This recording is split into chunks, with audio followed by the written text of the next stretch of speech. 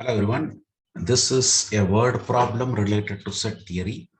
Uh, it is said out of 50 students in a classroom, 30 know Pascal, 18 know Fortran, 26 know COBOL, 9 know both Pascal and Fortran, 16 know both Pascal and COBOL, 8 know Fortran and COBOL, 47 know at least one of the three languages. How many students know all three languages and how many students know none of these languages?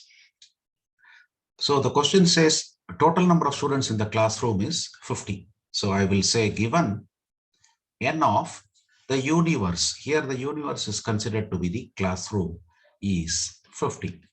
Okay. Now let capital A equal to students who know Pascal. Then students who know Fortran.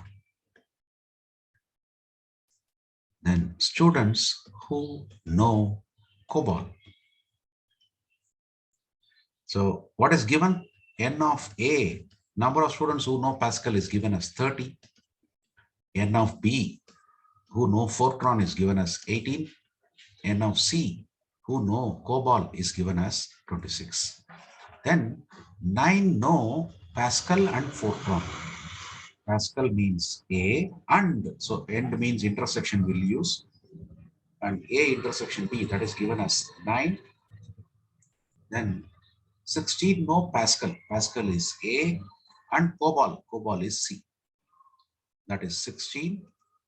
Then 8 know Fortran and COBOL. Fortran is B. COBOL is C. That is 8. 47 know at least one of the three languages. Means A or B or C. That is given as 47. So we can use the formula of N of A union B union C of set theory as N of A, N of B, N of C minus N of A intersection B minus N of A intersection C minus N of B intersection C plus N of A intersection B intersection C. So N of A union B union C, that is given as 47 in the question. N of A is known to be 30. N of B is known to be 18. N of C is known to be 26. This is 9. This is 16. This is 8. And this is what we need. N of A intersection B intersection C.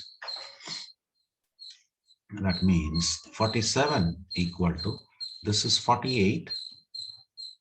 And this is negative 25 plus 26. So that becomes 1 minus 8 plus N of A intersection B. So it means 47. This is 49 minus 8. So it becomes 41 plus N of A intersection B intersection C, which means N of A intersection B intersection C. What do you mean by that? Number of students who knows all the three languages. Who knows all the three languages is nothing but 47 minus 41, which is 6. Now, there is one more question. How many students know none of these languages? Number of students who know none of these languages.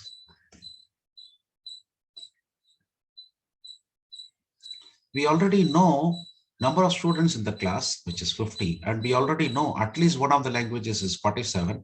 So the number of students who know none of these languages will become 3.